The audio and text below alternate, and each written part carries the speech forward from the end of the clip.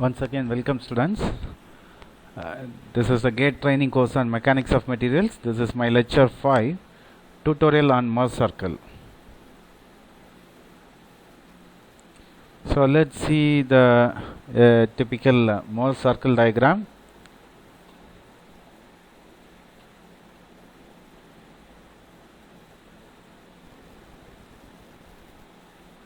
Okay, this is the problem. The following Morse circle diagram has origin at O, then it represents a stress system with dash.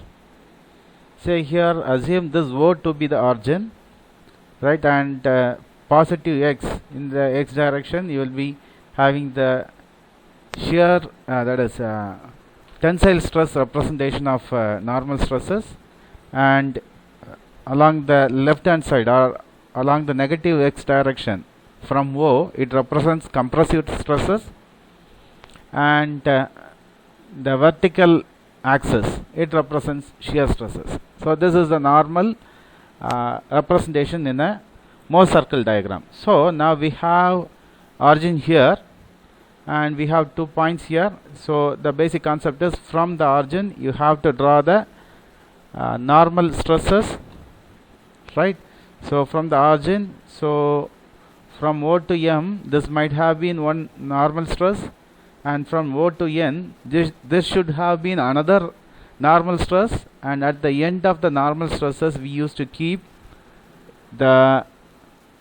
represent the tau xy in a vertical direction, in the opposite direction at M and N. So from this diagram we can understand that O to M is one of the direct stress, or we can call it as a normal stress, that is, it may be sigma x, and from O to N may be sigma y, right? So let's see the options. So A, it indicates it is positive direct stresses and non-zero tau xy.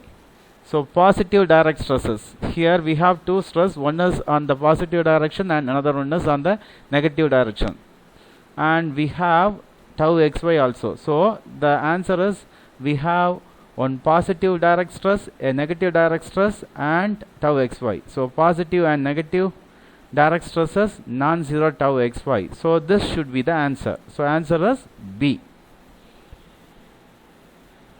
So in the above Morse circle diagram, the principal stresses will have, so in the above in this diagram, the principal stresses will have, so the options are a larger and smaller positive values. So we know that the principal stress, we have a major principal stress and a minor principal stress. In the Morse circle diagram, the principal stresses are represented by the stress starting from the origin or from the point O to one end of the diameter, that is from O to U, it represents a principal stress, and from O to V, that is the other end of the diameter of the circle, it represents the another principal stress. So in our case, OU and OV, it represents the principal stresses, right? So from this diagram itself, we can see that OU and OV, so OU, it is along the tensile direction, that is positive direction, and OV is along the negative direction. We could find OU to be smaller than OV. So we have a smaller positive stress and a greater or larger negative stress. So where is the answer? Here we have a larger negative value and a smaller positive value. So D is the answer. So with a single Morse circle diagram, we can ask different types of questions. Just you have to think and answer.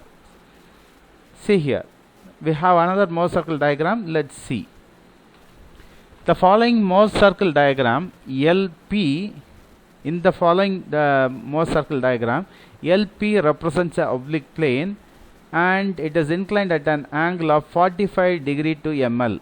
So assume PL, it is inclined at 45 degree to ML. So from the horizontal, it is inclined at 45 degree. So this angle is 45 degree.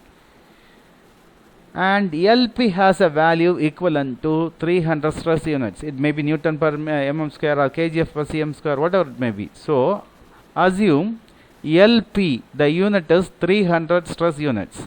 What will be the value of shear stress component tau at the plane LP? So now at this plane, what will be the value of shear stress tau? That is the question, right?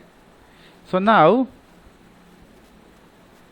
these are the options: 212 stress units, 150 stress units, 176 stress units, 200 stress units, and so on. So to find the shear stress at a point P, what we do, we drop a vertical to the line OX, right? So we drop a vertical to the line OX, and now I am naming that point as T, and now this PT represents the shear stress tau, right? So this is the line, and LP value is given as 300 stress units, and this angle is given as 45 degree, and we know that PT is the shear stress. So PT is sine 45 of PL, right? So PL sine 45, that is 300 sine 45 is the value of tau. So 300 sine 45, it will come up to 212 stress units. So the answer is A. So the equation is 300 sine 45. Now in the above Morse circle diagram, if the plane AP is vertical, it represents, say if LP, instead of inclining at 45 degree, if it is vertical like this, right, what does it represent? It represents major principal plane, minor principal plane, maximum shear plane, plane where normal and shear stress are equal. These are the options. So let's see, right? So when the LP moves over here, so now LP will be like this, vertically like this. See here, so this is the value of tau. So we have to drop a vertical at the point from the point P, and that value is the shear stress component. So when you keep on moving the point P around the circumference, the maximum value of shear stress tau will come when it is vertical. So at this point, the vertical value will be maximum, right? The vertical value will be maximum when you keep the point P vertically above L, directly above L. So at this point, the shear stress is maximum. So when it is vertical, it represents maximum shear plane. So the answer is C, maximum shear plane. Now let's see another problem. The following Morse circle diagram LP represents a oblique plane, and it is inclined at an angle of 45 degree to ML. The same thing, and LP has a value equivalent to stress units, so which I have given. What will be the value of shear stress component at the maximum shear plane? So now these values are given. So the value of LP is 300 and it is inclined at 45 degree. So now when it has moved to the maximum shear plane, what is the value of tau? That is the question, right? The answers are 300 stress units, 150 stress unit, 175 stress units, and 200 stress units. See here, at the maximum shear plane, this is the value, right? So at the maximum shear plane, it will be like this. P will move over here and it will be like this. So here LP, it is the radius of the circle, and its value is given as 300 stress units. When it moves over from this point to this point, the value will also be the same, right? The vertical value will be again 300 stress units. So the whole thing will be now from top to L. So this will be tau now. So the same 300 units will be the shear stress units now. So at the maximum shear plane, the maximum shear stress value is 300 stress units. So answer A is the right answer. So now let's move on to the next problem.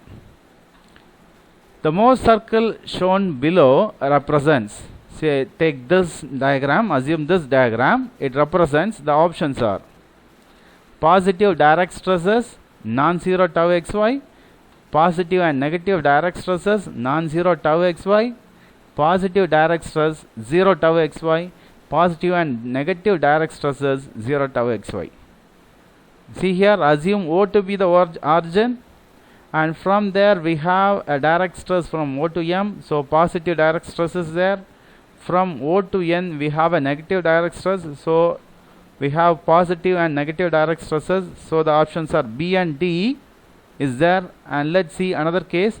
So at the end of the direct stress we used to drop a vertical line representing tau xy. So here we don't have a vertical line representing tau xy. So there is no tau xy. So the answer is positive and negative direct stress with 0 tau xy. So this is the answer. The answer is D. Now look at another problem. The Mohr circle shown below represents. I am not going to give you any answer. Right. So we have a circle and a diameter here. That's it. So what does it represent? So we have only the origin. So we don't have a direct stress to the right or to the left. There is no point M or N. So there is no direct stress. So only we have a vertical. So if there is no direct stress, what we have to do? We have to draw the tau xy above and below, and just touching the tau xy we can draw a circle, right? So this represents a system with only tau xy.